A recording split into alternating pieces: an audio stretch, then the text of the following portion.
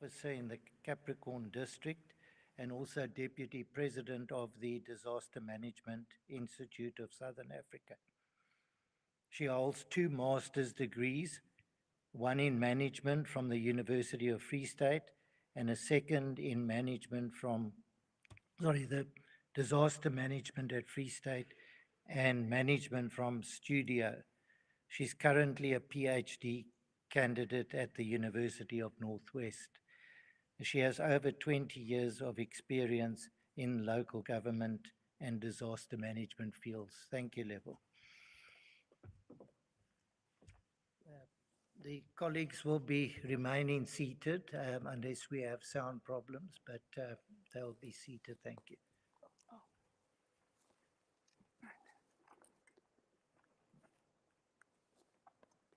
Thank you. Hopefully I'm audible. Good day, everyone. As clearly introduced, my name is Lebo. My presentation today would be focusing on the professionalization of disaster management in South Africa. I sit here having to give a bit of a background in terms of the professional body that governs professionalization in South Africa. In this case, we are looking at the Disaster Management Institute of Southern Africa. Okay. The Disaster Management Institute of Southern Africa, which is the registered non-profit organization that was established more than 30 years ago. And it is also a South African Qualification Association recognized professional body for disaster management, which administers 4 of the SAQA registered designation for disaster management. And above all, DIMISA also receives and evaluates application for professional registrations and also provide for continuous professional development to maintain registration. One may ask, why professionalization? I think the main purpose that we should look at when we talk about professionalization is to look at protecting, promoting, and supporting the profession through the following areas. Establishment, my apology, yeah, it's after lunch. Through establishment of minimum standards, through education training, evaluating and looking at quality assurance and accrediting educational qualification, looking at exercising and controlling over the standards, maintaining the code of ethics and professional standard of work for disaster management practitioners, and further to that, to have the best possible informed leaders, which are informed by the knowledge, skills, experience, and willingness to learn and to develop. One may also look at the areas of adaptation, of professionalization, or strengthening of professionalization. The adaptation with the education system that we are having in South Africa. We all are aware of the National Education Training and Research Needs and Resource Analysis, which is informed by our disaster management framework, and also it is aligned to the South African Qualification Association. Part of it, it looks at ways that we can actually review and develop and implement educational programs that are in line with the current and future disaster activities. By saying that, we are saying, in looking at the indicative risk profile that we could have as a nation or in our different municipalities, if I were to use municipalities, we can actually look at programs that can be implemented that are educationally aligned to respond to the challenges that are there. Further to that is to develop educational program that focuses on different vulnerable groups. I think one of the questions that was asked earlier was, how do we link our communities and education and professions? I think one of the areas that we need to look at is that as and when we develop educational programs, we should not leave behind those that are living in either rural areas, those that are from the different vulnerable groups. We should look at programs that would be able to be communicated to our communities in general. We should also look at programs that would look at different people living with different disabilities. The programs and the methods that are employed through education and training should be able to respond to the message that we'd want to talk to. If we're talking about disaster risk reduction, we should be able to communicate it. Even if you are blind, as per the presentation that was given earlier, as we're looking at the work that Santam has been doing through our LSN schools. Even if you are blind, you should be able to know what to do in a case of a fire. You should know what to do in a case of where you are faced with a particular disaster. So the methods that we're supposed to employ when we educate our different group of people, it should be in such a way that it's adaptive and it can actually enhance the resilience of an adaptive capacity. Also, the other areas that we should look at is the recognition of professionalism for the junior level people.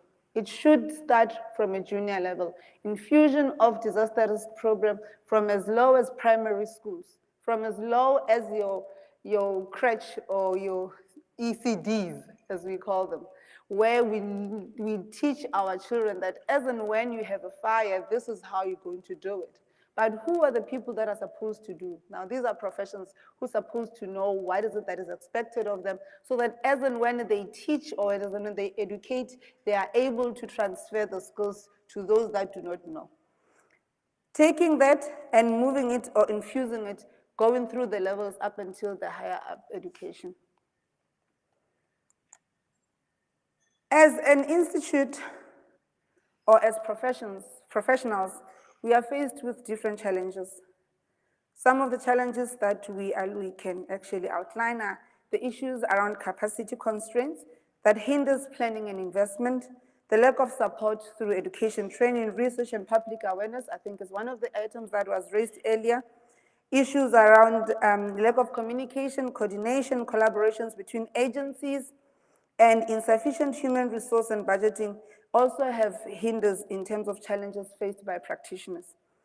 In terms of challenges or available opportunities that we can look at, is to look at wider collaborations. I think when we were listening in the morning, there was a role that, an item that was also indicated through the use of the district model, where we can look at collaborations, involvement of private sector and public sector to ensure that we are able to respond to the challenges faced by practitioners.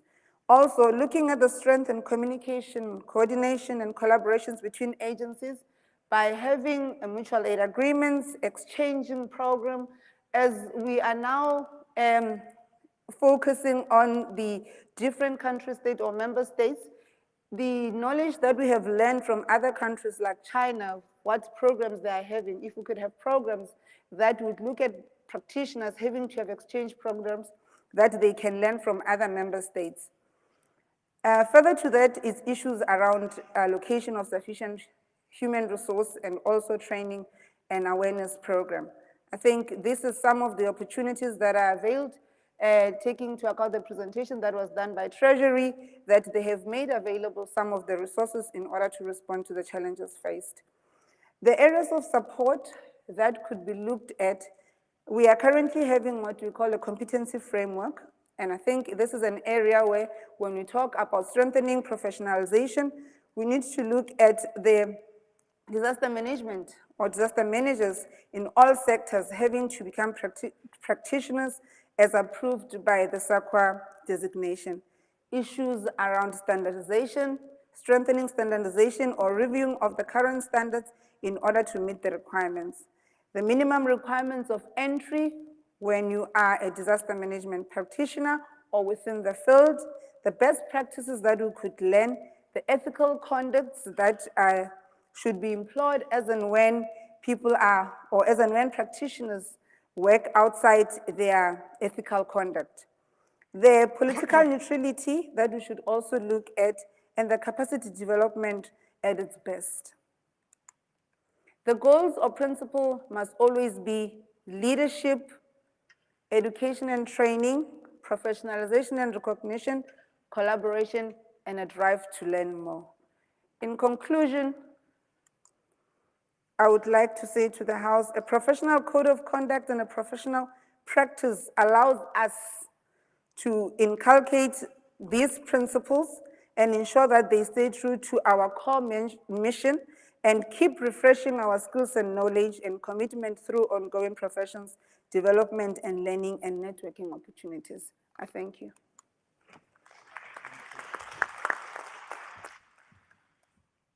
Thank you very much for that presentation. The next presentation will be looking at the local government capacity issues, and that's Mr. Ntobeli Kolisa, and he's the Chief Officer responsible for infrastructure, delivery, spatial transformation services, including communities and sustainability cluster with the South African Local Government Association, also known as SOLGA. His qualification is a Master's in Public and Development Management, and his experience is in the region of 25 years in management and senior management. I'll give you Mr. Kolisa. Thank you. Thank you very much, Program Director. It has disappeared. The topic that I'm going to cover is a topic that deals with capacity building in local government. I thought to situate this, let me share with this session what we get from municipalities, what are they telling us? Firstly, interacting among South African municipalities, and associations in Africa and in the world. The one thing that is coming out across in our interactions, well, this is not pinging, is that as we face more disasters as the world, the response of nations is that disaster management is too big to be left to local government. That's generally the intuitive response, and you can't blame countries for doing that. But then in that group of local government, it would include metropolitan municipalities and cities, which in many cases would have more capacity than some of the government levels, such as regional, provincial, and sometimes national government departments, and also have an advantage of them being coordinated institutions that have one authority, that is accounting authority or accounting officer. In many of the higher levels of government, you tend to find that you have various accounting officers and accounting authorities, which makes it very difficult to coordinate. But in reality, in practice, you find that having said that this is something that must drive at a national level, it then gets to be a function that is practiced really at a local level because of the practicalities, and then that happens in specific legislations. It happens in practice that municipalities have to take responsibility for this in many of the countries across the world. Now, we want to share quickly in this presentation how this plays out in reality. That's what we'll be sharing. This thing is not paging all the time, so I'll keep talking. In the case of South Africa, the disaster management is a constitutional function that is a concurrent national and provincial legislative competence. Drawing from there, then the legislation is passed, and the legislation makes responsibilities to different institutions. And in the case of South Africa, it does say that a metropolitan or a district municipality must, that's what the legislation says, establish and implement a framework aimed at ensuring integrated and uniform approach to disaster management in the area. So there's a governance responsibility that then goes to local level. But in addition to that, it then says they must establish administration within their administration disaster management centers, which then says there must be administrative capability to actually perform the function as a requirement of law. In some cases, local municipalities may do that. Now, what does it do when it gets delegated in that way by way of specific legislation in the case of South Africa? Is that then the funding tends to miss being allocated accordingly. to municipalities. I was talking to colleagues from National Treasury. They were saying that, no, disaster management in local government is funded as part of the intergovernmental transfer. I said, where? No, it's part of the equitable share. And said, okay, let's look at the formula. Where? It's part of the community services, part of the equitable share. But how many municipalities get the community services part of that? It's many municipalities except the top 65 municipalities of the country, like the metros and other bigger municipalities. They don't get that. Therefore, in those municipalities, disaster management is not funded. Okay, then that's something that we've got to correct. It is assumed that all of those municipalities have the capability to themselves generate own resources to do that. And also if you look at the quantums of those intergovernmental transfers, the ones that the part that is community services part, which includes all other services except the 4 basic services, is a very small part of the intergovernmental transfer. So it means also the ones that are not big municipalities, they are not really funded meaningfully to actually fulfill the responsibility that I just talked about. And in particular, responsibility for disaster preparedness, risk reduction, which was talked about earlier on in the earlier session. It is assumed that ratepayers will be able to do that. So that's the one part that then presents a challenge if we were to talk about capacity building. How does it play out in reality? The way it plays out, just as an example of what we see in Jagasfontein, what we saw in Port St. John's, what we saw in municipalities in the Free State during the floods, is that when a disaster-causing event happens, remember, I'm not saying a disaster happens, a disaster-causing event, because it's the reaction that determines whether a disaster will happen. When it happens, what typically happens, find that particular local area and the municipality are not ready. They don't have ways to mitigate the occurrence or the severity of the impact of that particular event. What happens? Departments come, they come and see. That's a way of responding, typically with the media, come and see. Then the next, you'll have all the NGOs mobilizing to provide humanitarian support, and then government, after seeing, they start their processes of assessment and submissions that are supposed to unlock funding to respond to the disaster. And then they leave the municipality and the communities by themselves. I think for me, that's a time when a disaster starts. Because now all of those destitute people are left there, that infrastructure is left there. And if a municipality does not have capability to address those things by itself, then it becomes a way of life. Communities from all over South Africa, communities in Malawi, communities in Mozambique will tell you that's exactly how it plays out. It becomes assimilated as way of life. Families will remain in temporary shelters permanently. Infrastructure will remain unused and service not available. That's the situation, and sadly life moves on. Now, what needs to be done? Because there is a way in which we can avoid this happening, and we have seen it happening. I'm going to share another example, which is a positive one, of how this has been addressed differently. The first one, when we have streamlined and clarified decision-making authority, you have a speedier and more effective response. When there is funding allocated, you have a better situation. With the increase in climate-related disasters, there is a need to climate-proof infrastructure and development in general. What do I mean by climate proofing? Is that in the way we design, in the way we manage and maintain infrastructure, in the way we plan our development, we must take into account that there is likelihood of disasters that are related to climate change. And therefore, the legislations and policies that we have that allow people to take occupation of land anywhere and make it difficult legally to remove them, we must look at them, because then they don't climate proof development and make difficulties for the management of disasters.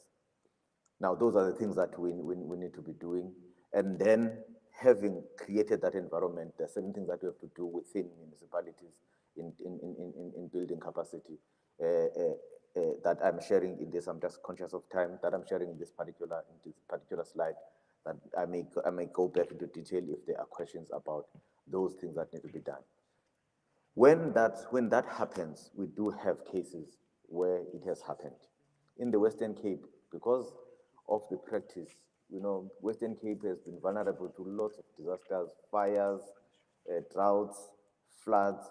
We have started to see government working exactly in the way I'm describing in the previous slides, where government cooperates. Yesterday, we had the mayor of Saldanha municipality sharing with other municipalities in the country how they dealt with the floods, which unfortunately they lost about 7 people.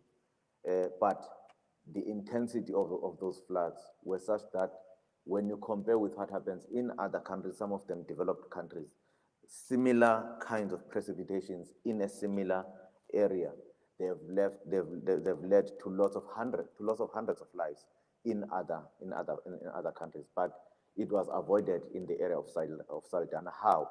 Because of the coordination and local government, in this case, Saldanha municipalities, identifying itself and recognizing that it's got to lead this process, mobilizing its own resources to lead this particular process.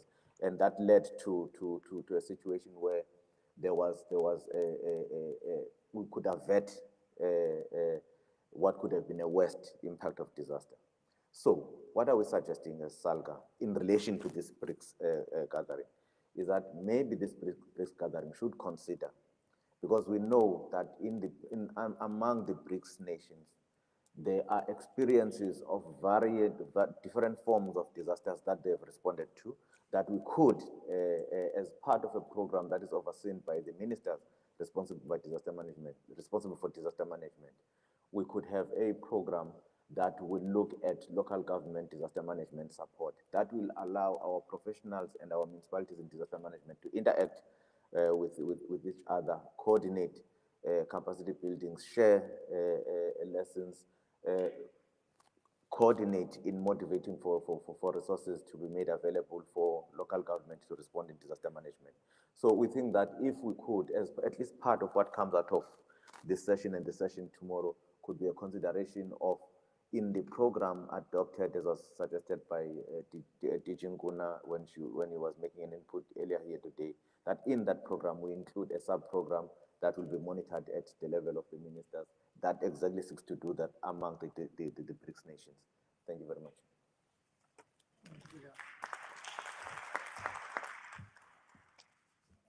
Thank you very much for that presentation. It gives us an idea of the perspective of local government and some of the challenges, but also recommendations on how we can address some of those challenges that we're facing.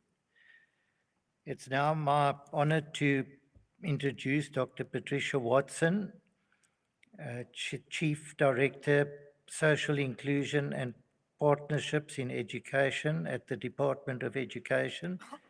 She has qualifications in gender responsive educational materials, informed her PhD thesis, and which won the National Research Foundation President's Award for Outstanding Research in the Social Sciences in 2002.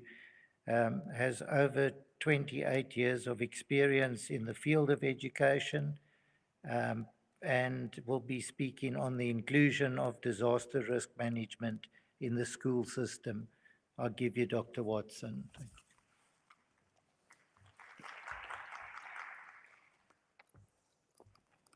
Good afternoon, everybody. It gives me great pleasure this afternoon to share with you the collaboration that has taken place between the Department of Basic Education and the Department of Cooperative Governance and Traditional Affairs. This has involved strengthening preparedness in and through the school curriculum.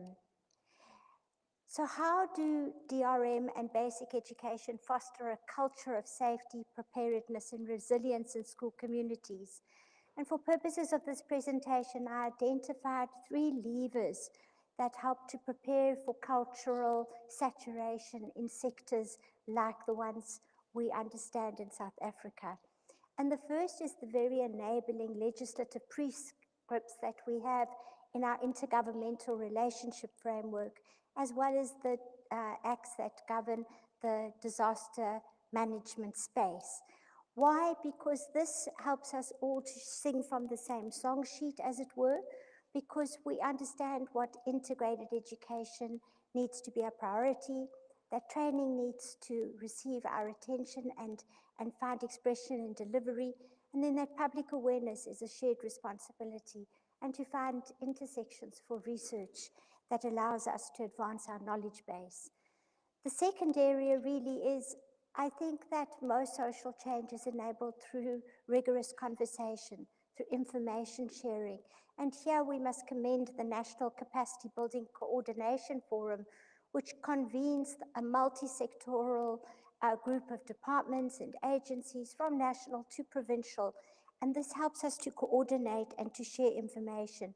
And so often it's here where linkages are formed, and what my minister refers to as the low-hanging fruits that come through the people connecting across their professional spaces. And then this commitment to the implementation of disaster risk management, as the 1-minute video would show you, is really cascaded through schools, through social partnerships with Santam, in this case, and with a focus on learners with special education needs.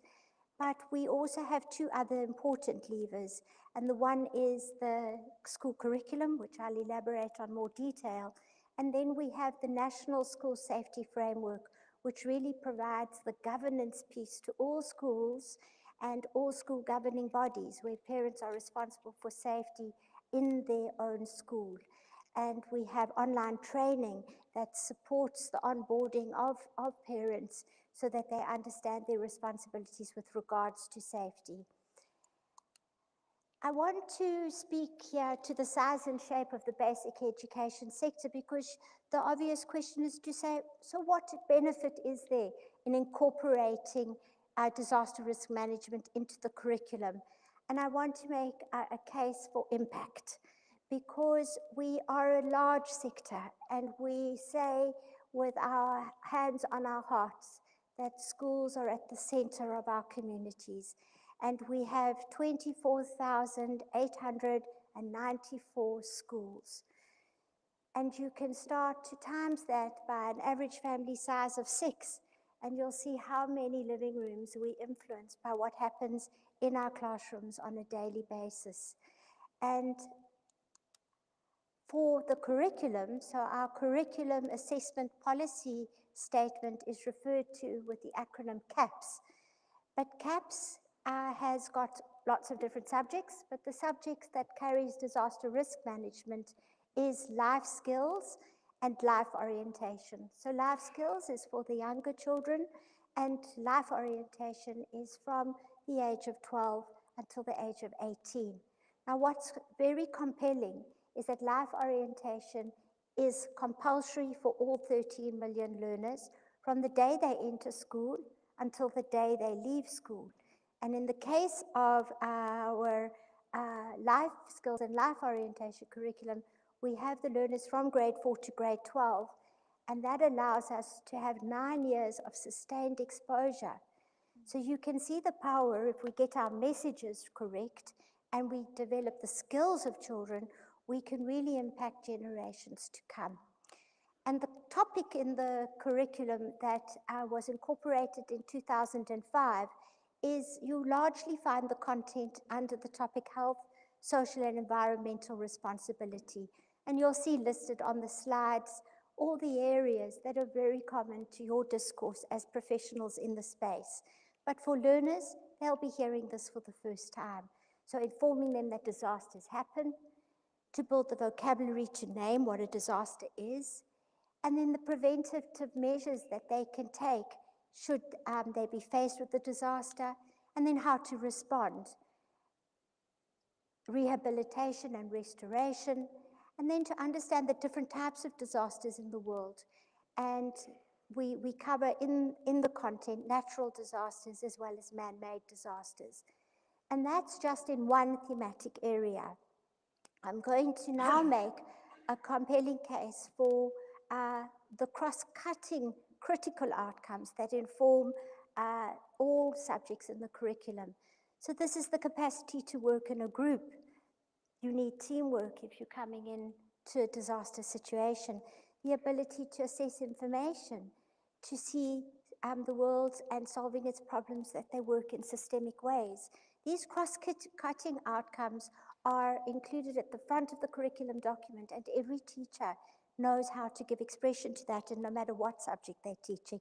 And life orientation is just one of them. Now, in the 21st century and the commitment to 21st century skills, there's this emphasis on transferable skills. And on articulating what those might look like, we have developed 15 of them.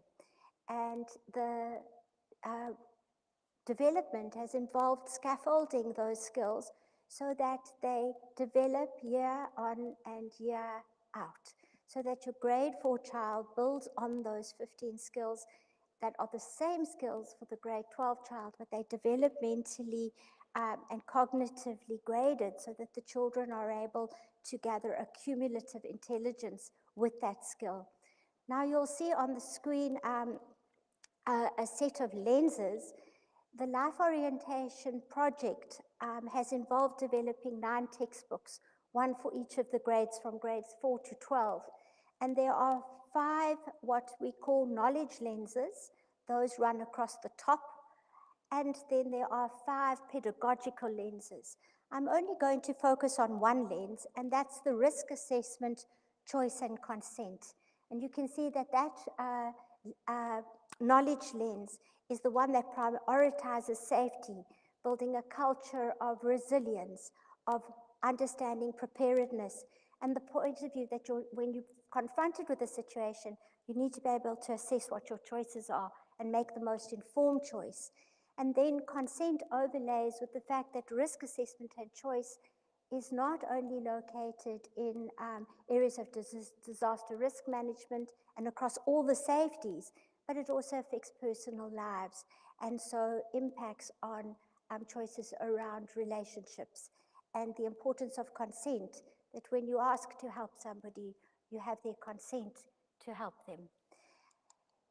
So I'm going to move through the last of my slides quite quickly by giving you a flavor of what's coming out soon.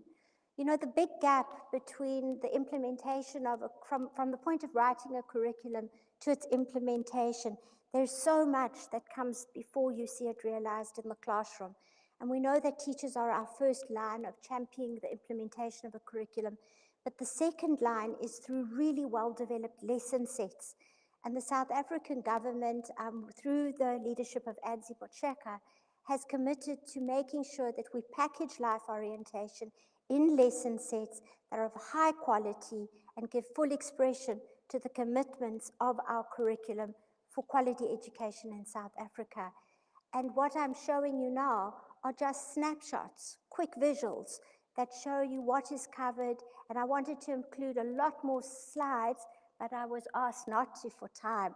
So I'm going to flip through this quickly. This is fire safety, children learning in the younger years how to do an evacuation plan.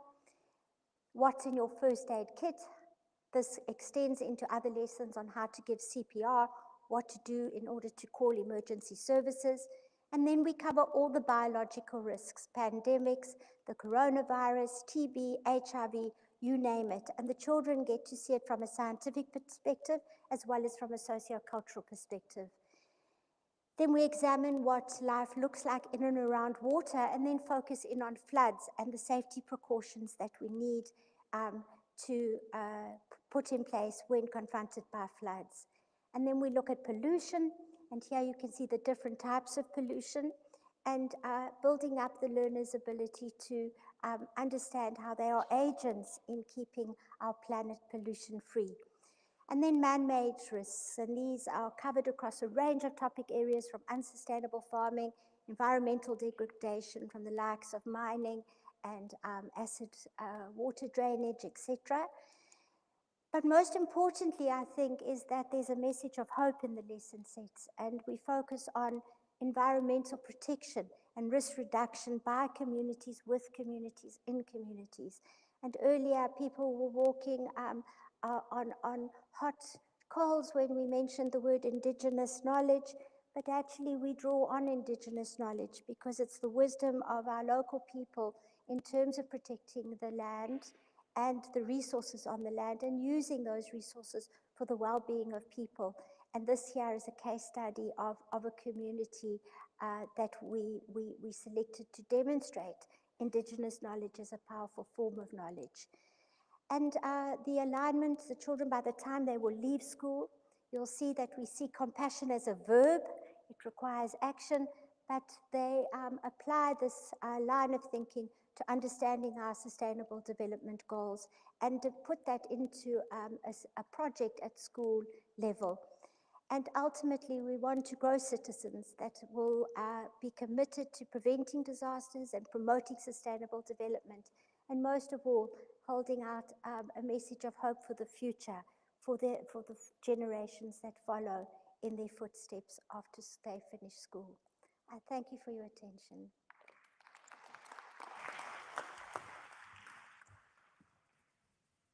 Thank you very much, Dr. Watson. And it's very encouraging to see, we've been saying for years that we need to educate our children so they can educate their parents.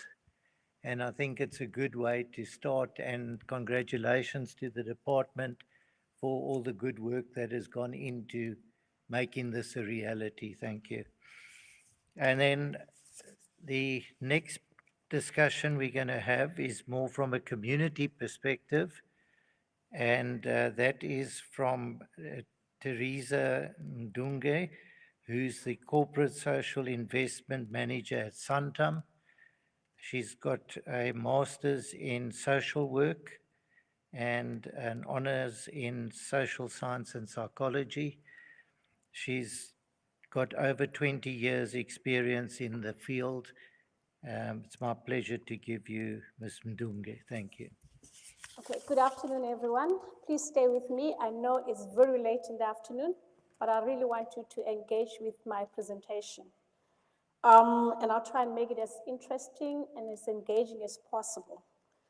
And yeah, thank you for the opportunity as well to present to you the work that we've been doing with NDMC, National Disaster Management Center, and the Department of Basic Education.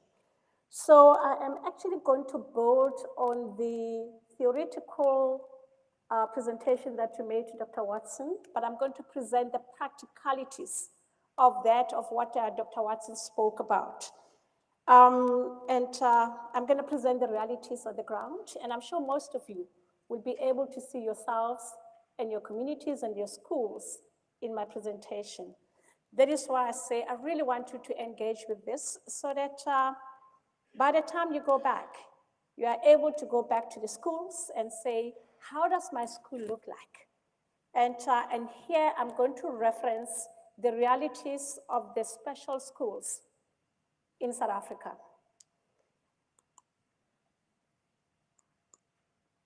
The context.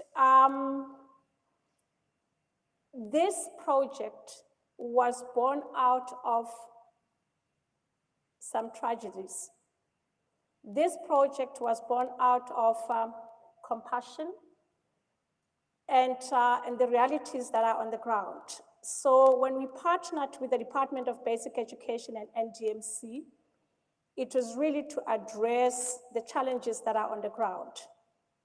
And the study posed the tragedy in Northwest Province, indicated that there are many vulnerabilities and that our learners, especially in the special needs schools, are quite vulnerable. And that we need to do more to really elevate the safety and security in schools, especially for the learners with special needs. That is why this relationship emerged. And it's because we've actually had the relationship with COCTA and with Dr. Sitole for many years. And this is one of the few projects that we are involved in as part of building resilient communities. So some years ago, when our government called on corporates to get involved in a project called Business Adopted Municipality, we raised our hands and we said, we want to be part of that. So over the years, we have been evolving and really working with the different spheres of government to come up with very innovative projects and really come up with projects that can actually elevate safety and security of our communities. So this is one of those projects.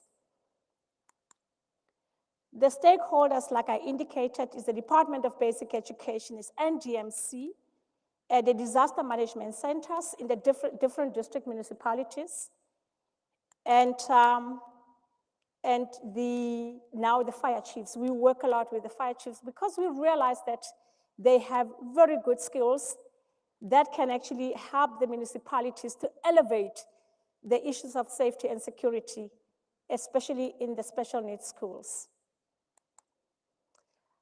Our approach is very simple. We realized we don't have the answers as the corporate. And if we co-create the answers and if we co-create the responses and solutions, those solutions will be really practical where we apply them.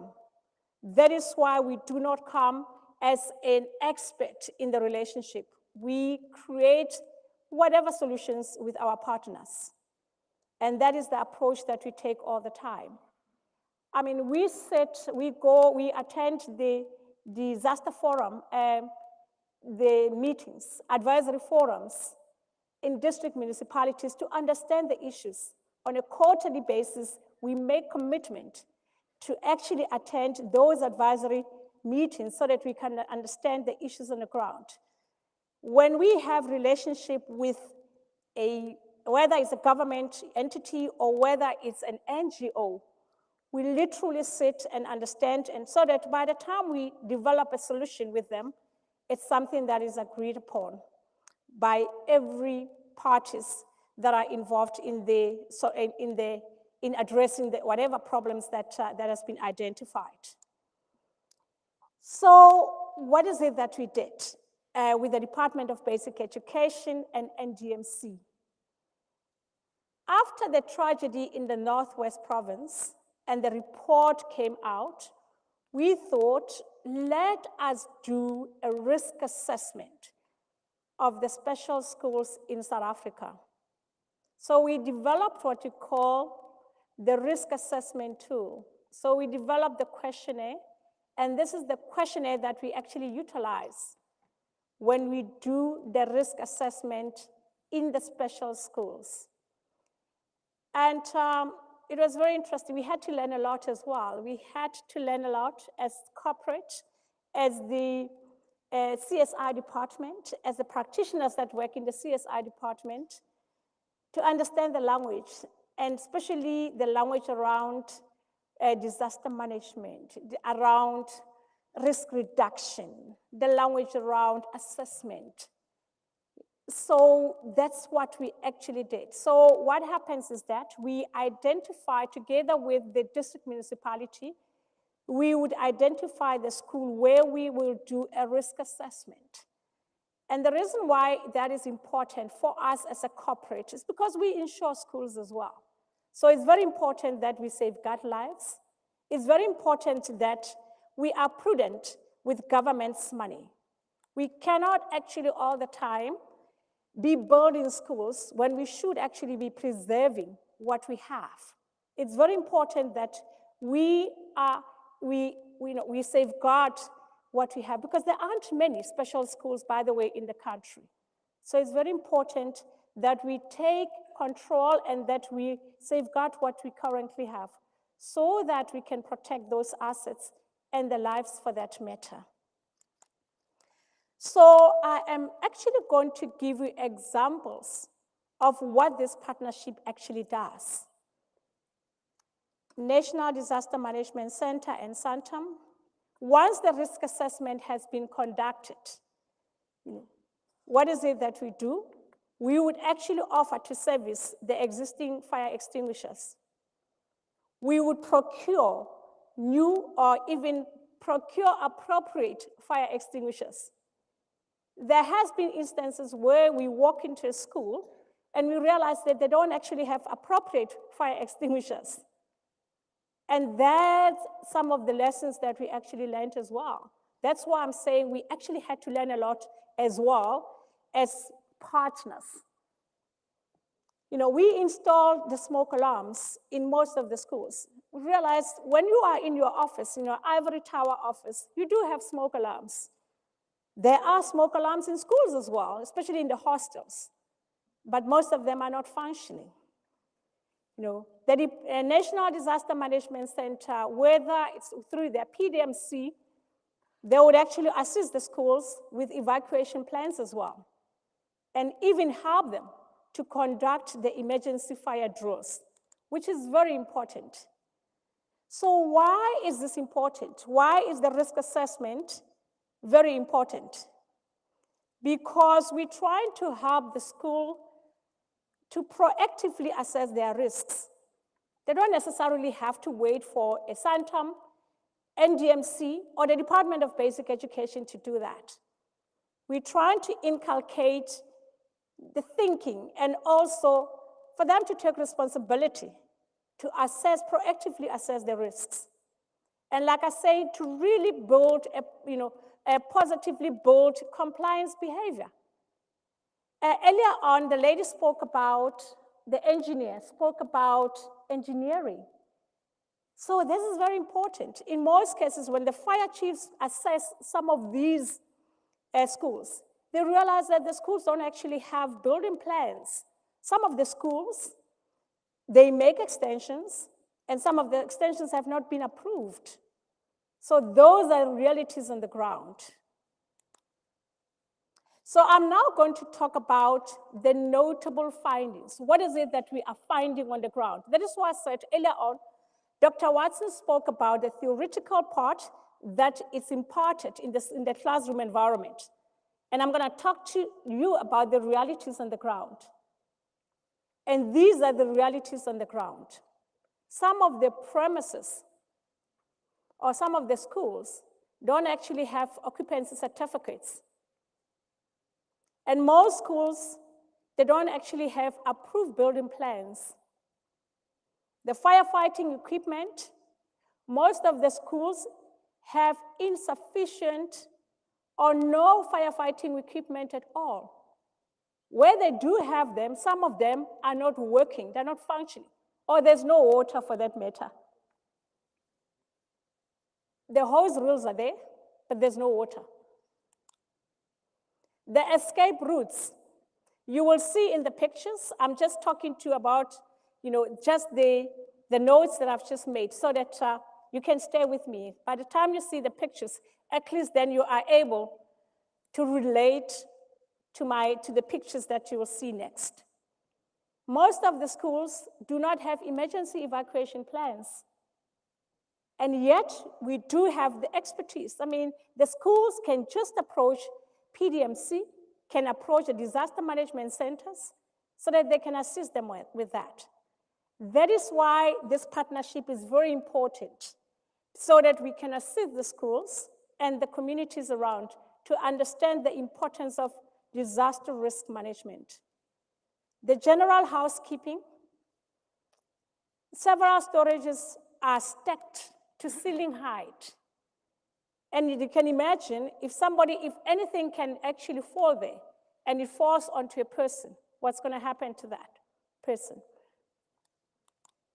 The key lessons that we have learned from this whole thing is that a functioning school safety committee is critical in risk management.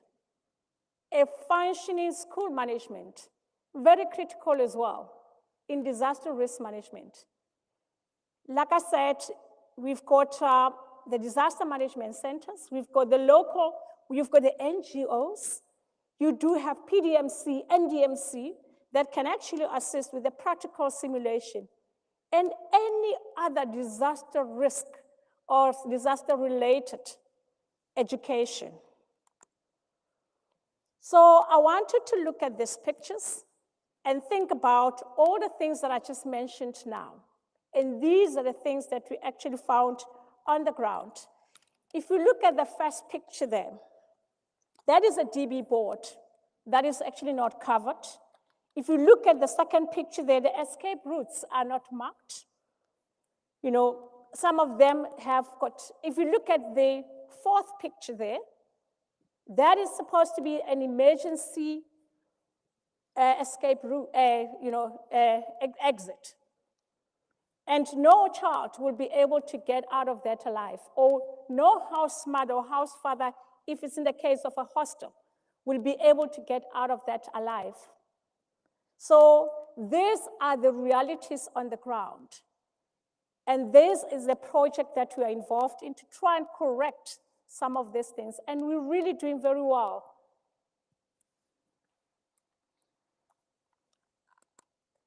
And then I'm now going to talk to you about the corrective measures that we employ.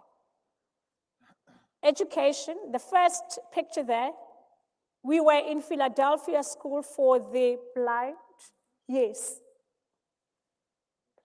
Blind, deaf, yes. And education and training.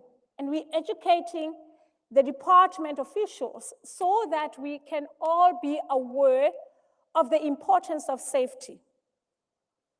You know, their partnership with their fire department, their strobe lights and your fire detectors, because we do have hostels. Most of the learners in special needs schools, they stay in the hostel. So it's very important that we have the smoke alarms and have functioning smoke alarms. The cutting of grass so that we can remove the hazards. That's very important. You know, so all this are very important, and they are part of the project that we are actually involved in. And I have, Santam has actually worked with many of you that are in here, especially from the government department and from the different district municipalities, whether it's your Capricorn district municipality, your Thaba Mofokeng, which is in the Free State, and even the NGOs, some of the NGOs that are in here. So I really want to thank you for this opportunity. And like I said, I wanted to go back and look at the schools and look at some of these things so that we can all correct this, because these are the vulnerable members of our society, more than anything. Thank you so much.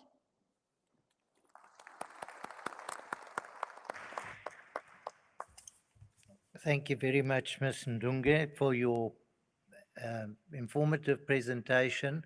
It shows what role the private sector can also play in education and awareness.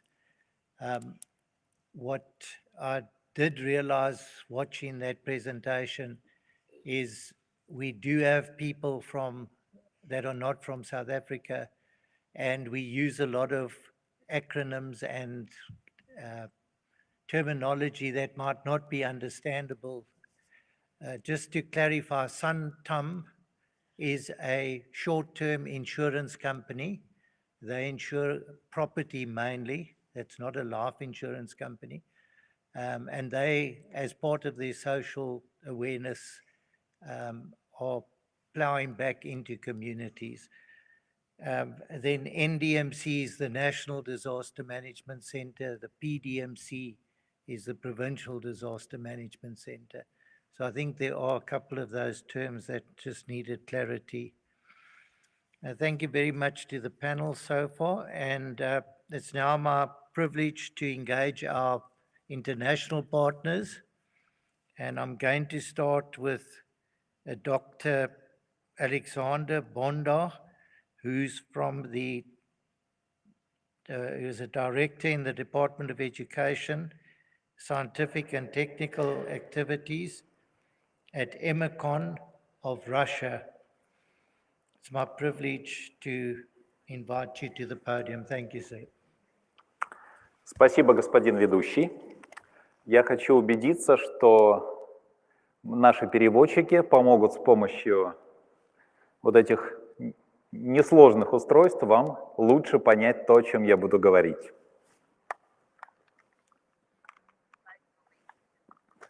Да, я слышу, что перевод пошел. Спасибо большое.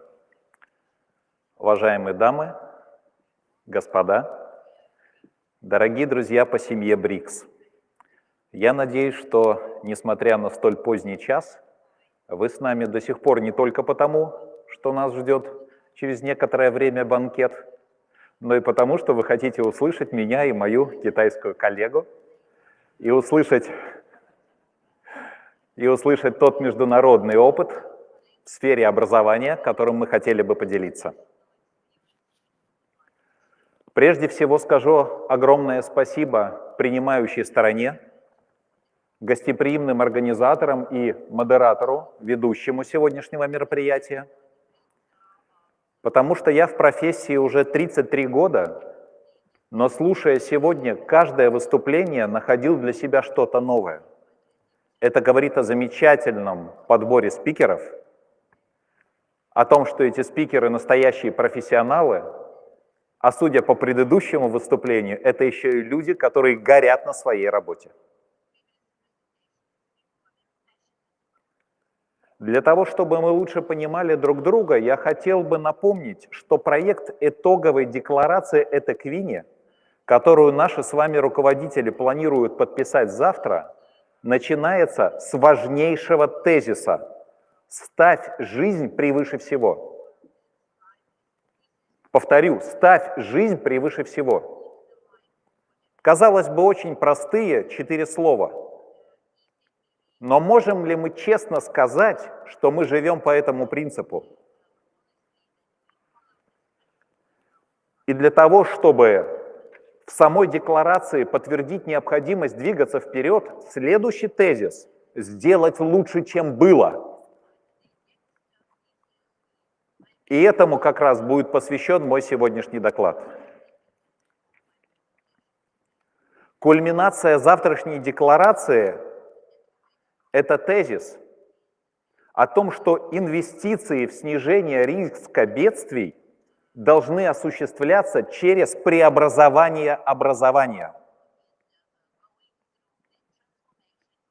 То есть мы с вами говорим о том, что инвестиции в образование гораздо быстрее принесут положительный эффект, чем любая техническая революция.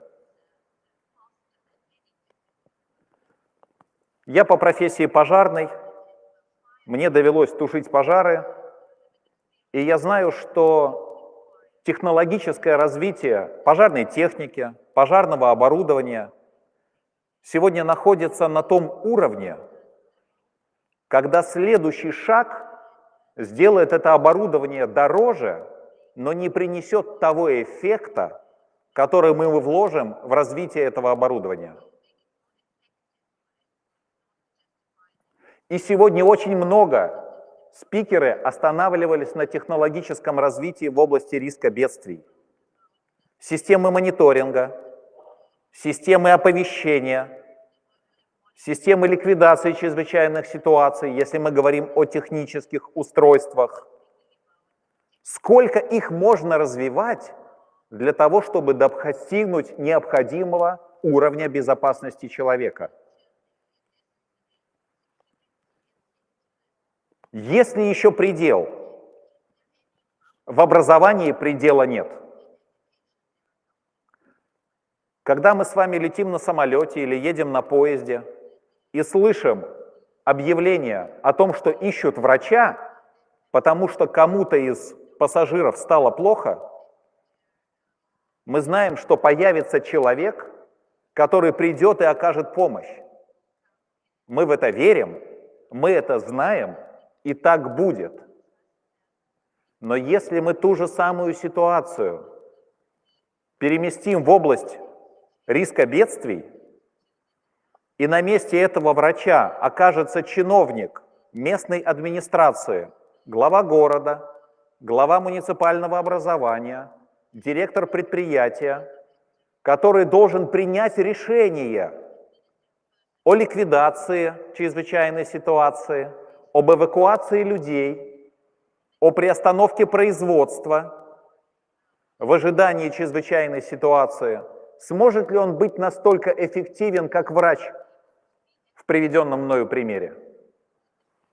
Далеко не всегда.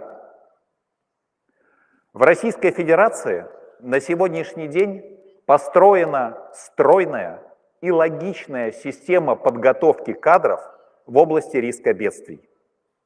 Мои коллеги, предваряя мое выступление, сегодня говорили о том, что мы начинаем готовить ребенка с дошкольного возраста. Это сегодня общая практика, и мы действительно можем сказать нашему поколению педагогов спасибо за то, что мы пришли к этому. Мы работаем даже не со школьником, мы работаем с ребенком еще до его прихода в школу. На следующем этапе, когда он получает высшее образование или профессию, мы продолжаем работать с ним в рамках курса безопасности жизнедеятельности. Он приходит на предприятие, получает новые навыки. И даже когда он становится пенсионером, ни в одной из стран БРИКС мы не теряем внимания к этому человеку.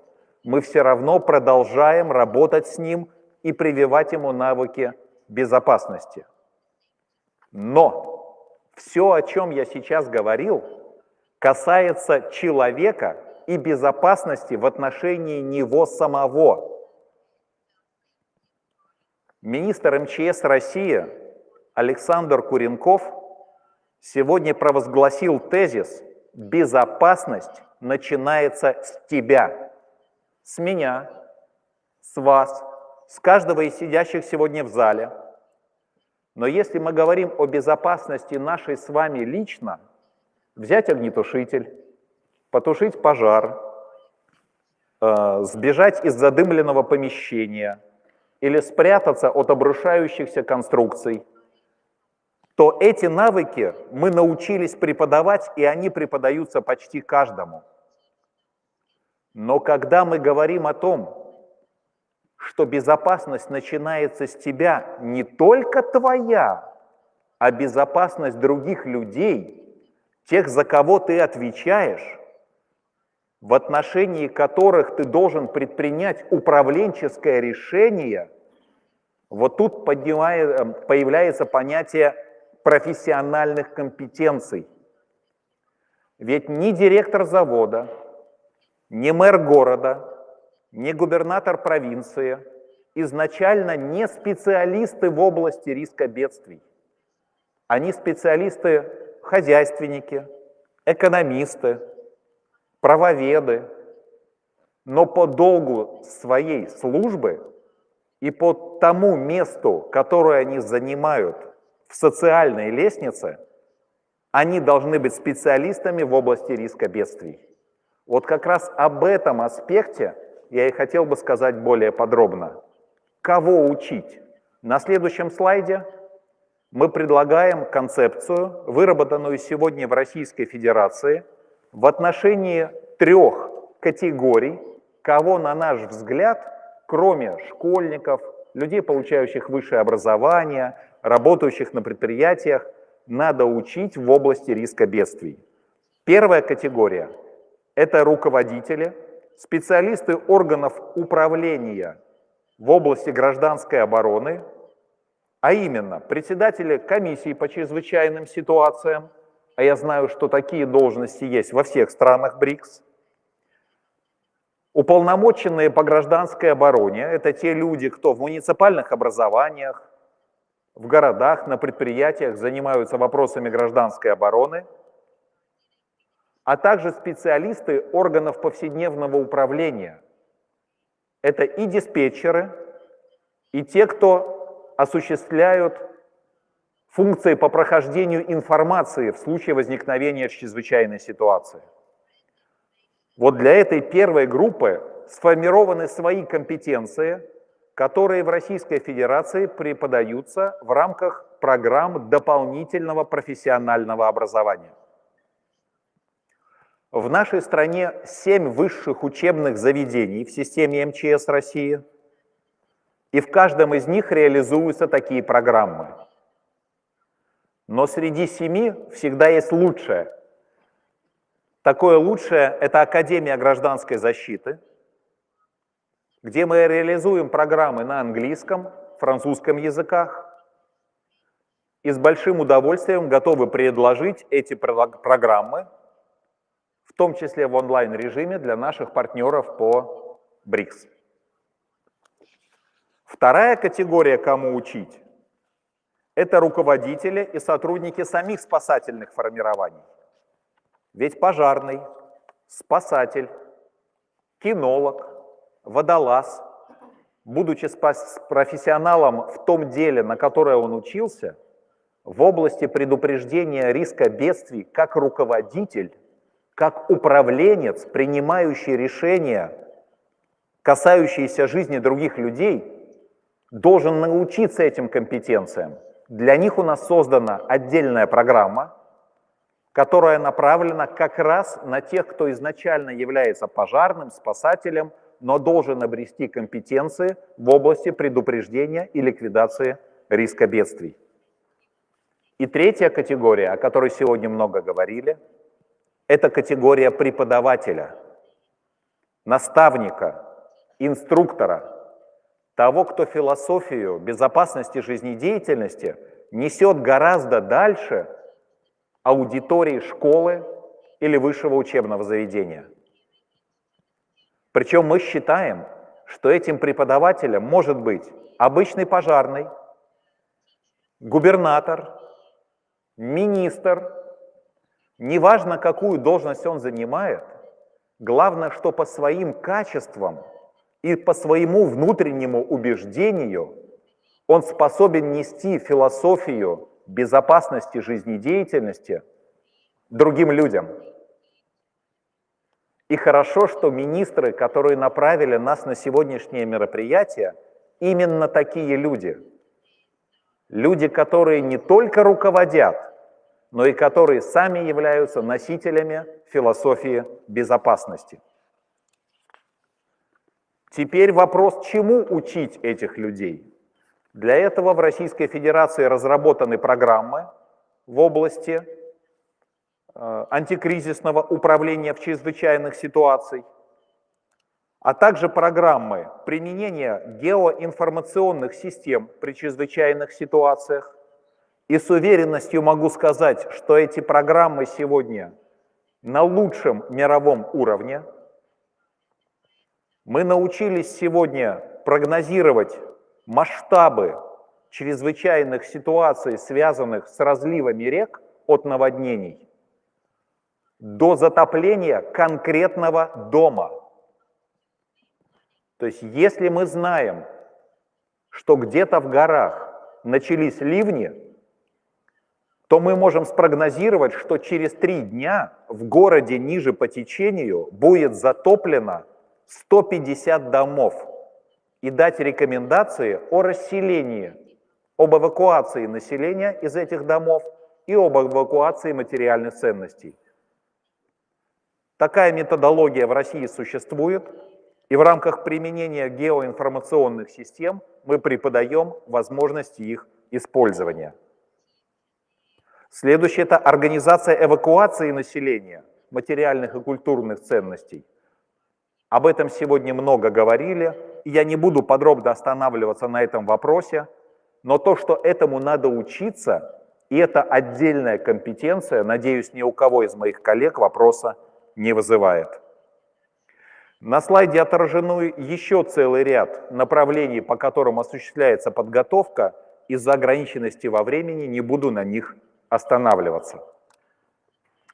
А теперь ключевой вопрос: для чего учить? Кого определились, чему понятно, а вот для чего? Для того, чтобы осуществить совершенствование трудовых функций, включающих в себя конкретные знания и умения руководителя в области защиты от чрезвычайных ситуаций.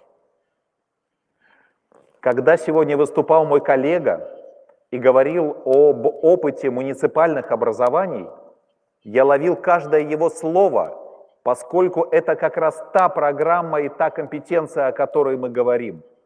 Глава муниципального образования безоружен без этих знаний.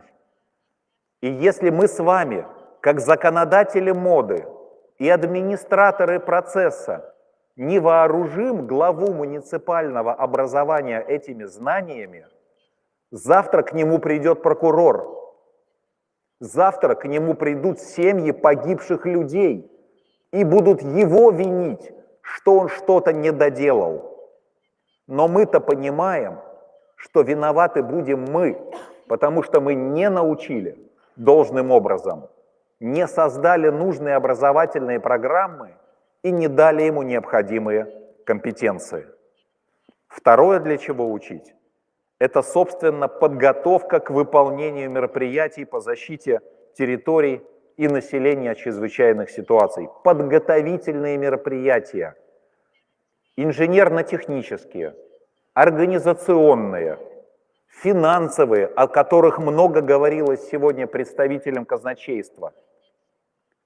Это та область знаний, которая для любой страны, для наших партнеров по БРИКС, даже для тех партнеров, кто будет с нами только с 2024 года, имеет важнейшее значение. И последнее – это удовлетворение потребностей личности. Вот здесь я хотел бы поставить важнейший восклицательный знак. Только тот сможет научиться, кто внутренне чувствует, что ему это нужно. Если директор предприятия, глава муниципального образования, губернатор будет знать, что эти знания спасут человеческую жизнь, у него будет внутренняя мотивация. Он будет чувствовать, что он учится не для того, чтобы получить диплом, а для того, чтобы применять свои знания на практике. И вот это, наверное, важнейший мотивирующий фактор, который мы должны рассказывать каждому и говорить о том, что в области безопасности жизнедеятельности жить можно только с верой в людей, с верой в технологии и, конечно, с улыбкой, без которой хорошие дела не делаются. Дорогие друзья, на этом я хотел бы закончить свое выступление и сказать о том, что цельная программа, предлагаемая Российской Федерацией для подготовки кадров, сегодня реализована в конкретные часы, конкретные образовательные курсы и является очень гибкой, может быть ориентирована на любого потребителя. Но мы уверены, что она несовершенна. Если вы поможете нам стать лучше, то мы станем лучше вместе с вами. Спасибо.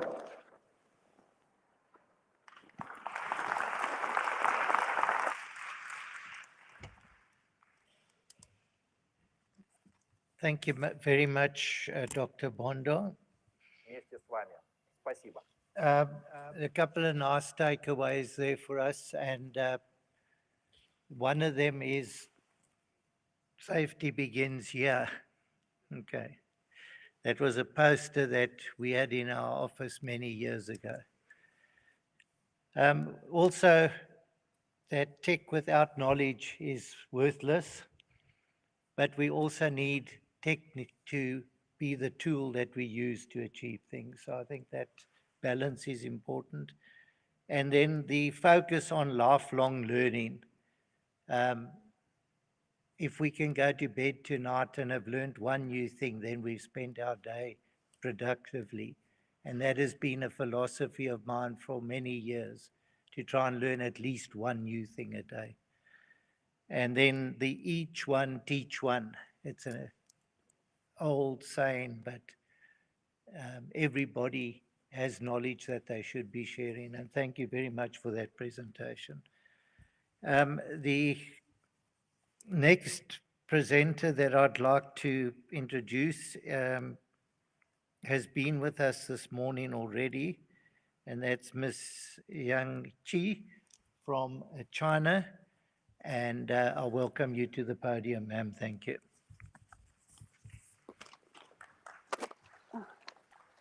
好，感谢主持人先生。我也非常同意刚才主持人讲的关于这个意识和教育的这个重要性。那下面呢，我也就刚才今天下午咱们几位专家还有我们俄罗斯代表，关于这个几个议题的，其实中国的一个情况的一个经验交流。关于这个强化灾害管理的这个专业化，这个是非常重要的。我想可能这个防灾减灾救灾工作呢，不光是凭咱们的一个经验来去做，我们还需要很多专业化的知识来做这个支撑。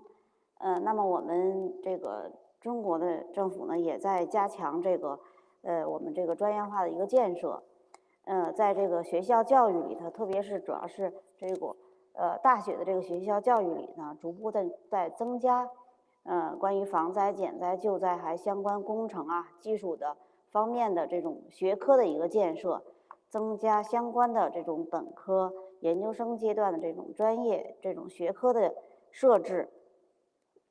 同时呢，就是越来越多的这个高等院校呢，在应急管理相关的这个学科呢，开展了这个本科生和这个研究生的这种教学，这样我们就可以培养更多的这种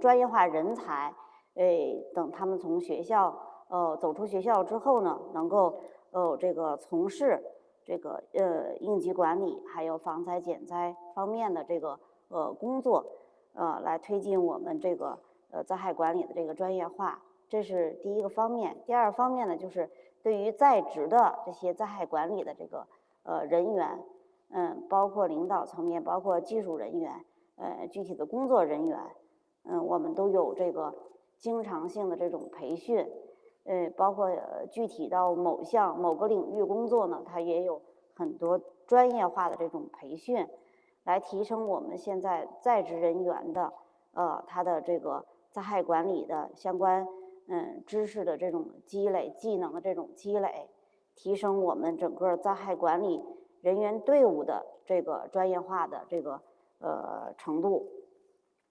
这是这个第一个议题。关于这个地方能力建设，地方能力建设我想是非常重要的，因为我们最终的这个防灾减灾，还有特别是我们的应急灾害应对这一块还是由我们最基层来去这个完成的。所以我们一直很重视这个地方还有基层的这个能力建设。首先呢，我们通过工程性的这种措施，包括防震、防风、防潮、生态保护的，包括还有水利工程的这种建设呢，使得我们的这个像这种洪水灾害的设防水平，还有我们地震灾害的这种这个抗震的这个能力呢，包括地质灾害的这个治理，也都有了很大的一个这个提升。我们投入资金呢也是相当大的。这是一个，就是这个通过工程建设呢，提升这个地方这个抗灾设防这个能力。另外一个呢，就加强这个城市和农村的这个减灾能力。那么对于城市地区，因为我们随着城市化水平的不断提高呢，城市方面的这个安全问题呢也越来越多。那么我们也加强针对城市地区，包括城市内涝啊，包括一些这个生命线工程的安全等等这些呢，加强它的这个监测，它的感知网络的这个建设。然后通过一些这个国家系统性建设，包括这个我们这个在基层建设这个物资储备的这个体系，让我们每个这个县域到乡镇呢都有它的这个物资储备的这个站点，救灾物资储备的这个站点，还有我们建立了这个大量的就是与地方这个实际情况这个匹配的这种避难场所，来帮助这个一旦有灾害发生呢，我们第一时间可以有效的去避灾，然后同时有这个救灾物资呢，给这个受灾群众以必要的这个生活保障，然后也建立了大量的这种基层这个队伍，让这个基层呢，他能够自己去建立这种志愿者的这个队伍，来够在第一时间呢，能够开展这个自救互救的这个能力，然后我们也有这个综合的减灾示范社区的一个建设，通过提升社区的这个综合性的这个减灾能力呢，来帮助社区呢更好的这个减轻灾害风险，应对灾害。那么关于这个学校的这个防灾减灾工作呢，确实是一个非常重要的这么一个领域。我们呢，一呢是做好这个学校的这个教育宣传，防灾减灾知识的教育宣传。那么特别是针对这个小学和这个中学这个阶段呢，我们已经就将这个防灾减灾呢能够纳入到课堂的这个教育。针对小学、初中、高中都有他们适应不同年龄阶段的这种课程设计，有相应的这种教科书，我们也纳入到这个就是正常的这种教学中。然后在这个中小学呢，都开展这个一般情况下1年至少2次的这种应急演练。在这个像我们的这个国家防灾减灾日和国际减灾日这种重点的宣传时段呢，那么学校呢都是我们重点的这个宣传领域。那么针对这个学校这个安全呢，我们都做了这个校舍的安全鉴定，包括这个抗震加固的这个工程这个实施，使得我们学校的这个整个这个建筑的这个安全呢，得到了很大的一个提升。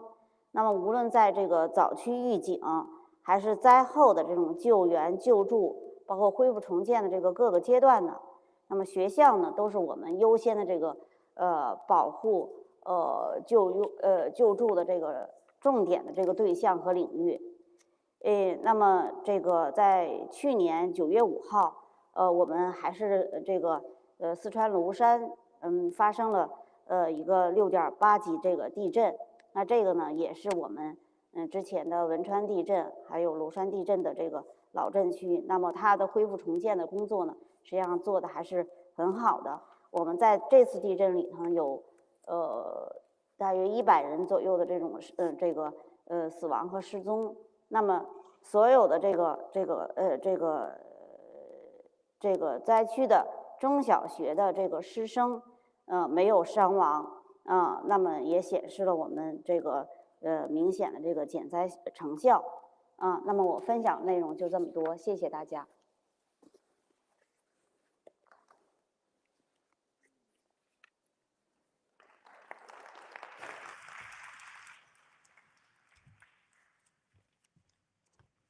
Thank you very much, Ms. Yi. Again, the issue of technology and knowledge comes out very clearly. The importance of having it in the curricula of your education system, the local capacity building, and what I really took out of that presentation is in China, disaster management is everybody's business. Thank you very much for that. The last member of the panel will be an online. Do we have India online?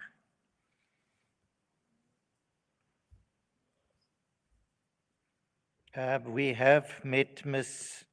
Shrivastava earlier this morning from India, from the Director of the National Disaster Management Authority. Over to you, ma'am. Thank you. Thank you, Chair. As I am the last speaker on this important theme of transforming education and skill development for the future, as you all know, children and young persons are the most adversely affected by natural hazards, suffering both physical and mental trauma. We have witnessed in India drop in attendance, lower academic performance post-disasters. Further, issues like collapse or damage in infrastructure also disrupts the education. It is in this backdrop that we would like to talk about Indian experiences. There are significant implications of transformative education and skills for disaster management. These range from integrating local common knowledge and wisdom into educational system to empowered reaction in the time of crisis, as well as resilience for recovery. We also witnessed how COVID-19 pandemic brought to fore the way the technology has been used in educational system. India has taken up national school safety programs with 8,600 schools in 43 districts across 22 states, falling in the seismic zone of 4 and 5 category, with the aim to sensitize children and the school community on disaster preparedness and safety measures. India has also worked on national disaster management guidelines on school safety policy, which is now integral to the new education policy, particularly the higher education curriculum.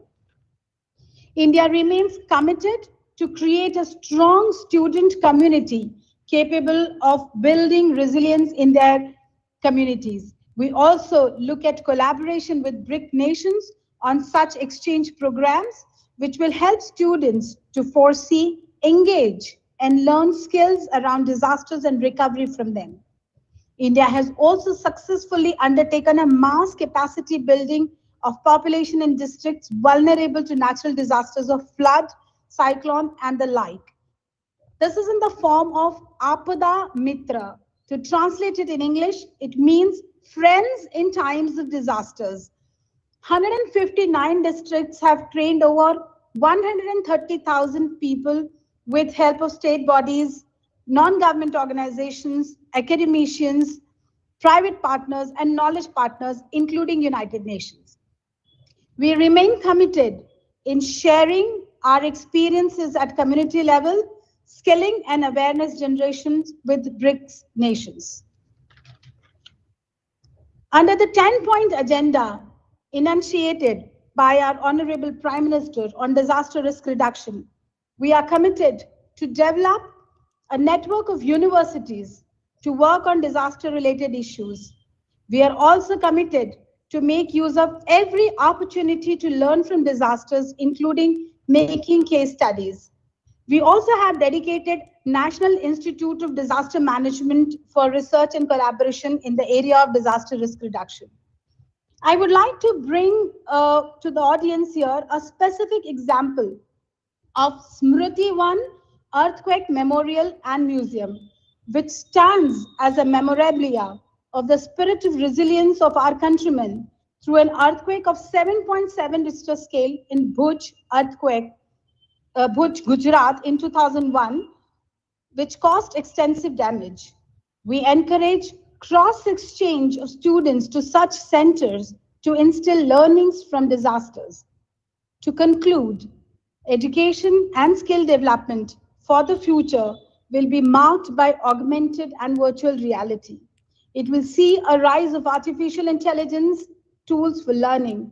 Disaster simulation and training could equip youth and children from BRICS nation to have a population that is resilient and confident in the face of disasters.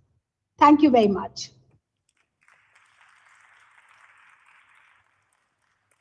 Thank you very much, ma'am, for that. And I think, again, some of the takeaways there quickly. Again, the importance of education and inclusion in your curricula at higher education. I like the term, the friend Thank in you very times much, of Ms. disaster, E. which again talks about everybody's business. Again, the issue hear of him myself now. technology and knowledge comes out very clearly. And then the issue of AI in terms of the education and training and simulation field. So I think that brings this session to an end. I just want to say we've had a good look at the importance of professionalization, and we've heard it from some of our BRICS partners as well this afternoon. We've looked at the local government sphere and some of the challenges there with capacity. We've had a look at the inclusion in the school curriculum. We've had a look at the social awareness or social commitment of the private sector. And I think we've seen that education and training cuts across everybody. It's a lifelong learning experience that we're with. And in conclusion, I think I'd like the gentleman from local government just to join me for a sec.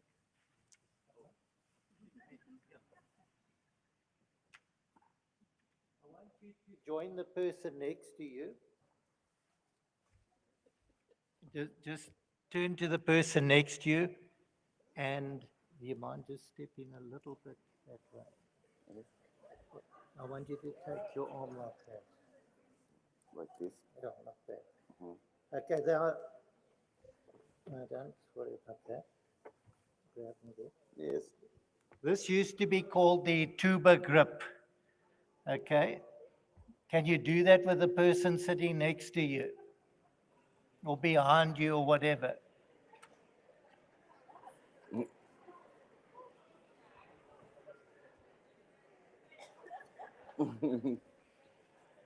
All right. For those of you who come from an emergency medicine or first aid background, it's called the two-man carry or the two-person carry. It's a very strong grip, and but the point I want to leave with you, it's not easy to achieve that grip, but you have to keep trying until you get it right. Thank you very much, Program Director. We're done. No questions. Oh, there is.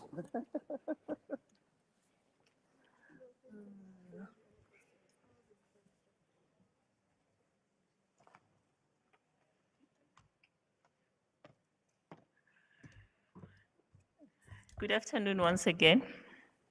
I'm back, and even more powerful than before.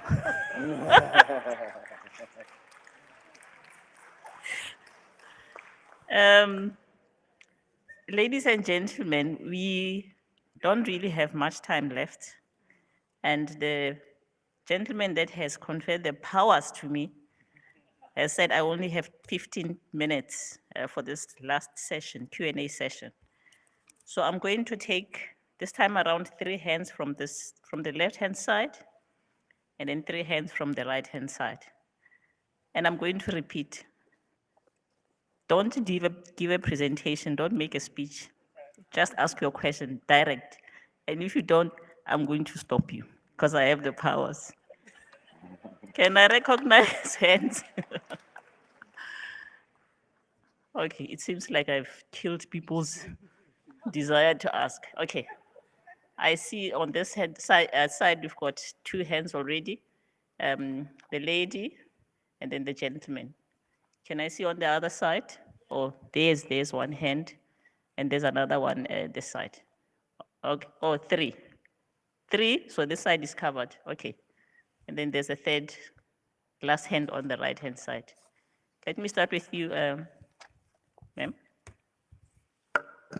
Thank you very much. It's Mal Reddy again, and good afternoon to you all.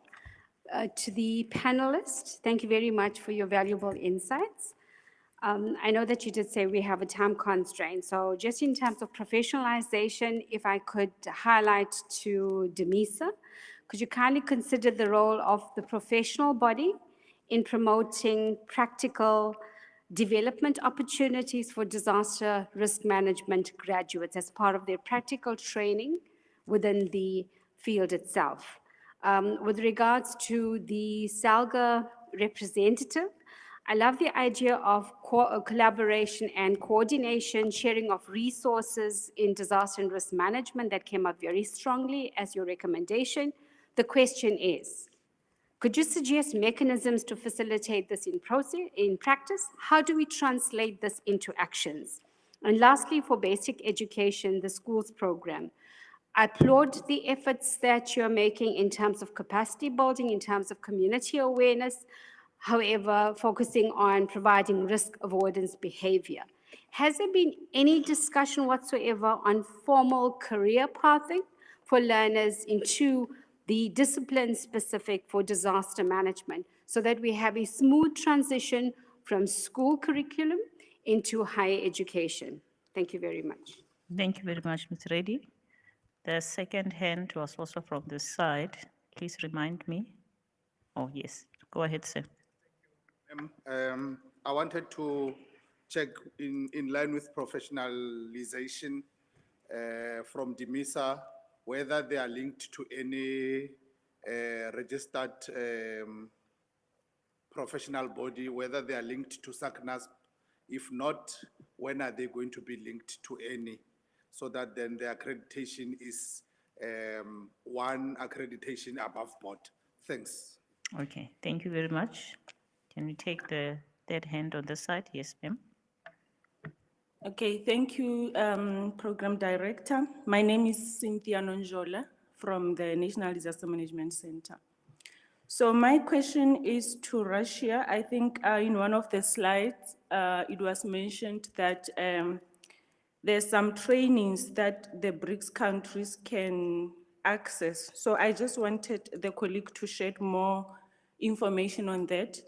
I think some of the trainings that were mentioned were GIS application in emergencies, organization of evacuation for the population, that slide. So if the colleague can just shed more information in terms of how accessible is that, how can we access it as countries within the BRICS. And then the second one goes to the three colleagues, India, Russia, and China, about the professionalization or the uptake of disaster management as a career for the young people. How do you, my question is, how do you catalyze or stimulate the interest of young people to take up disaster management as a career?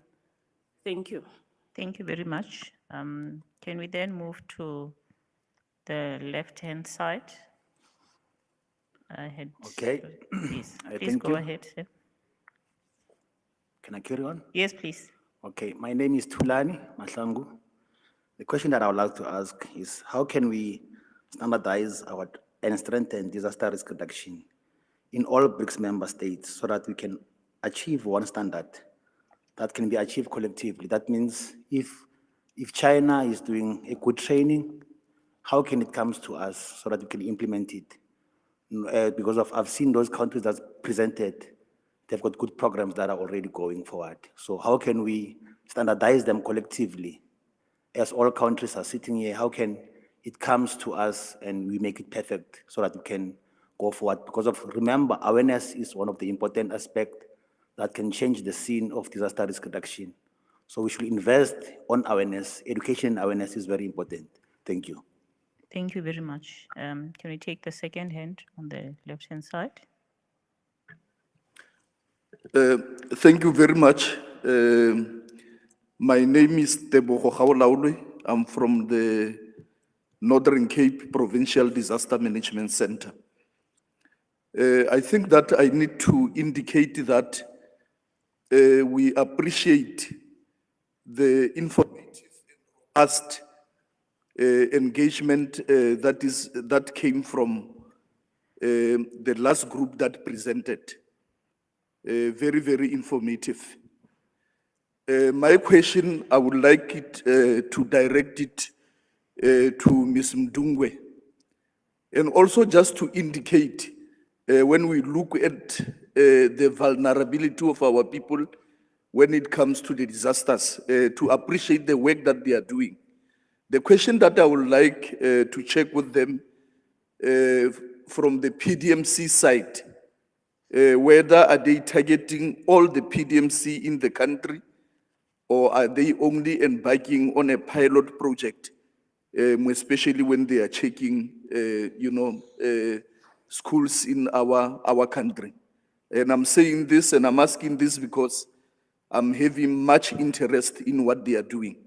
The last thing is that we are all in consensus to say that disaster risk management begins at school.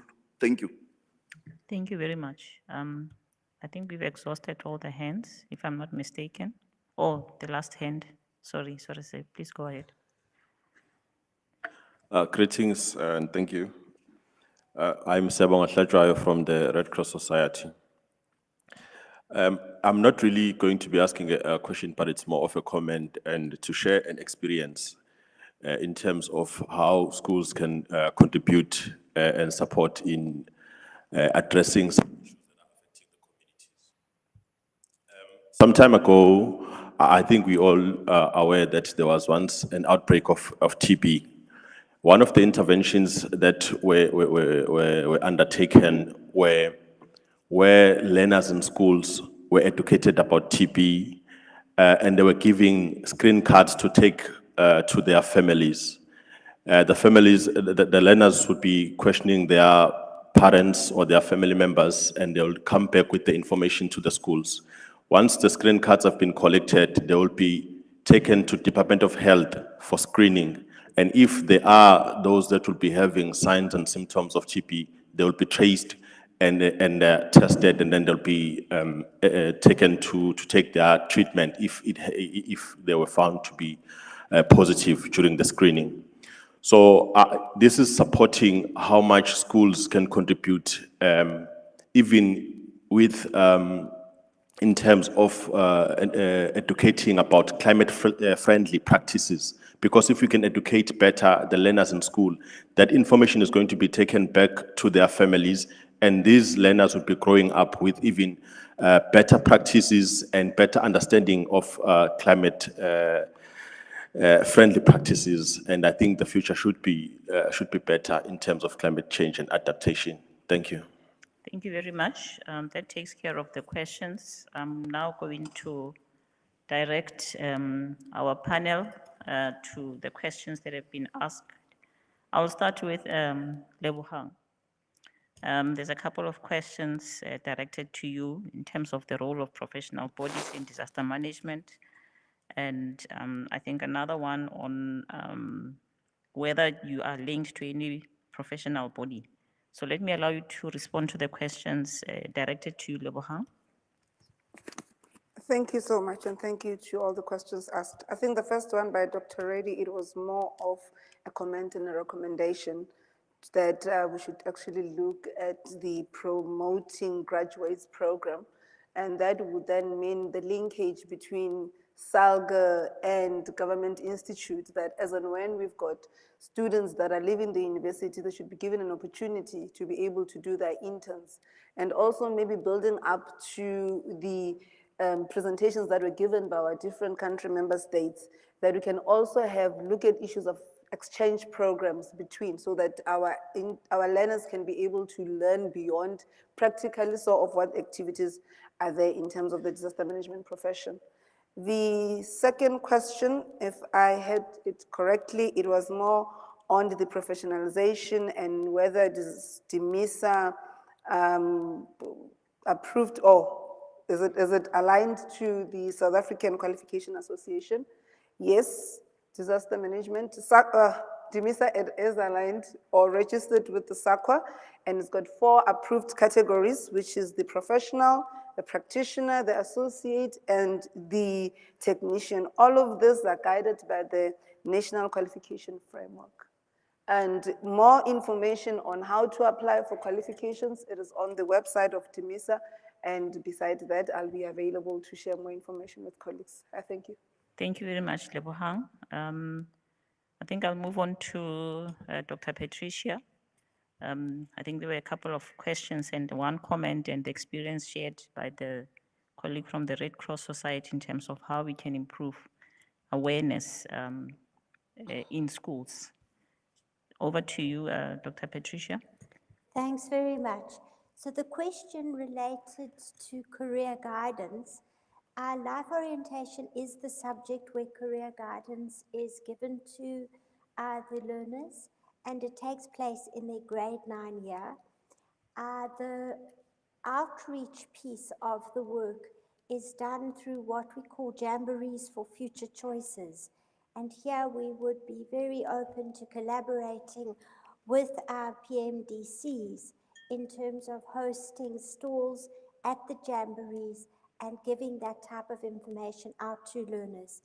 We collaborate with all types of service providers on the ground, and we reach into school communities through build-up activities over 2 or 3 weeks, culminating in a ministerial event. And it's at those points where engagement in community around careers in disaster risk management can be delivered to children.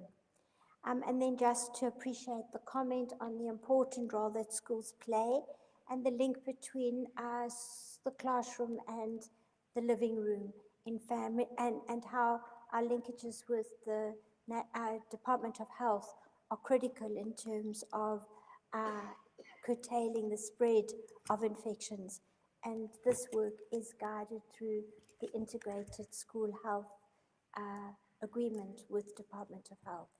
And we collaborate on deworming, on TB, we collaborated on COVID vaccine rollouts, etc. And also the general well-being of children so that they have glasses to be able to read at school, or any assistive device that may be needed in order to allow them to learn better.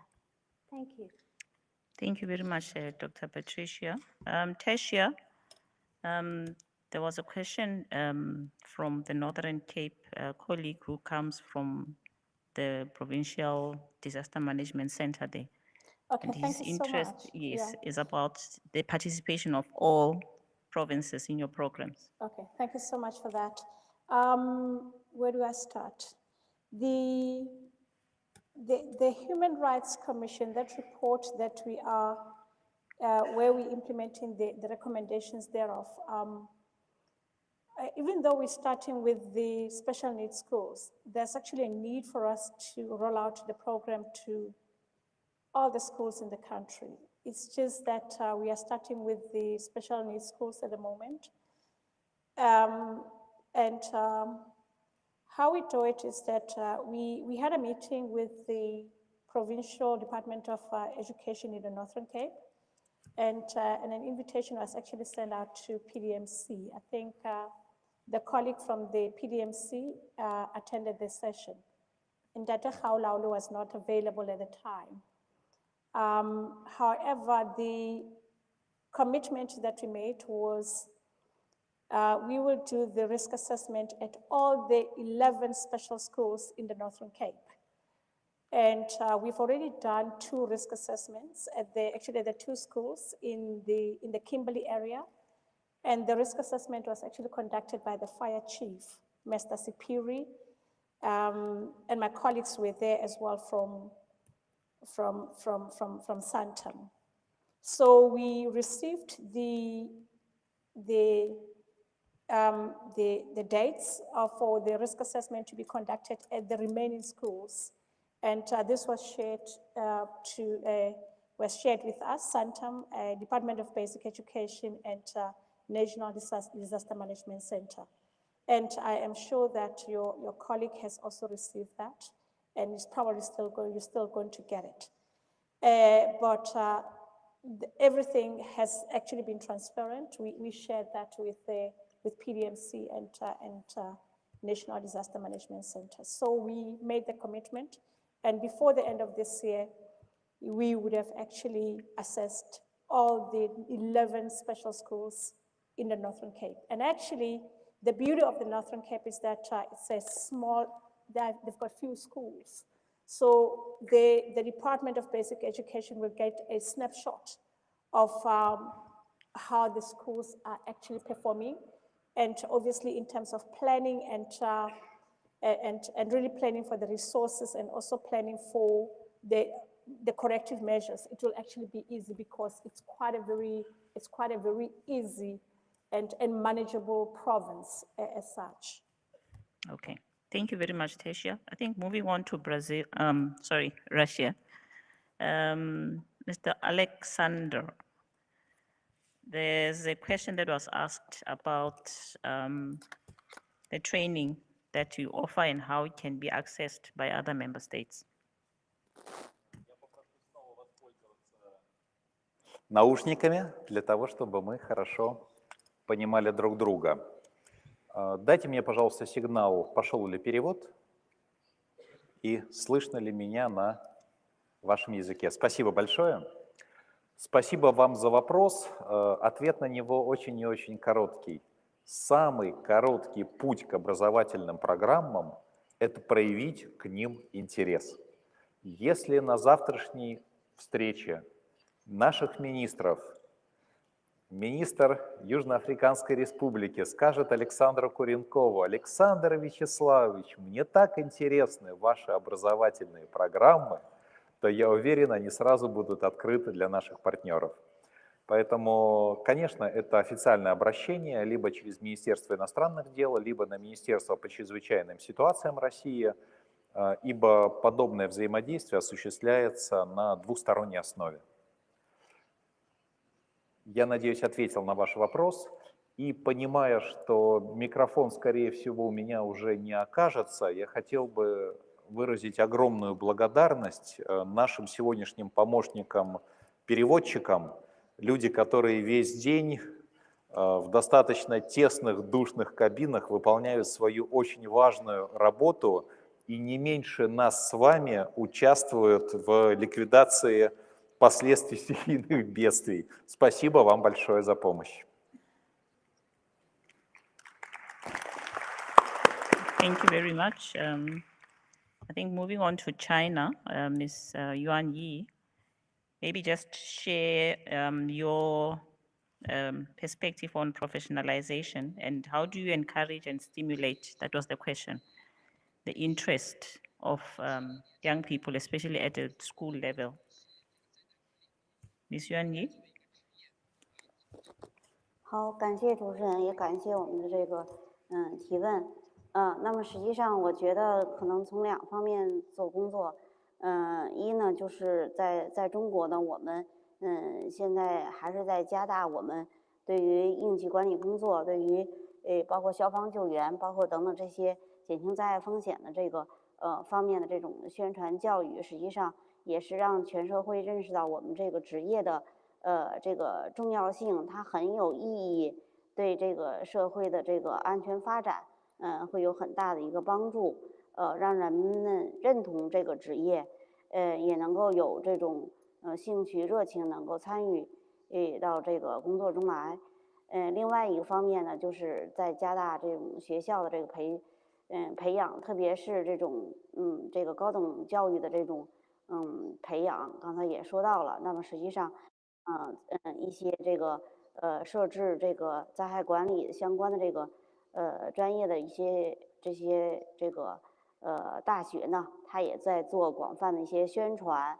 我本人就参加过一些学校针对这种要从本科要进入到研究生学习的一些夏令营的一些活动，他们就是向更多的这个学生呢来宣传这个领域，宣传这个职业那么让这个有更多的这个学生呢能够在这个领域呢学习更多的知识，开展更多的这种研究。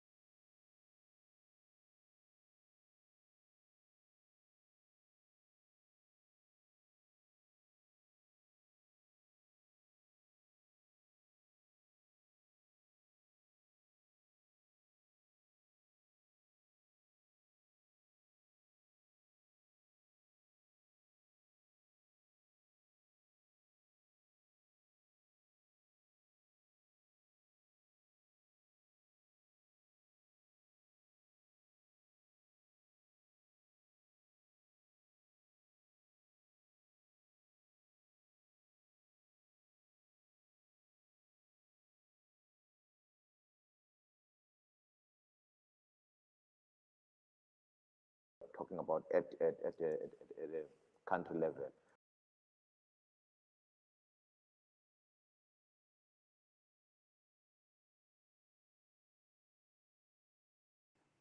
There are opportunities to start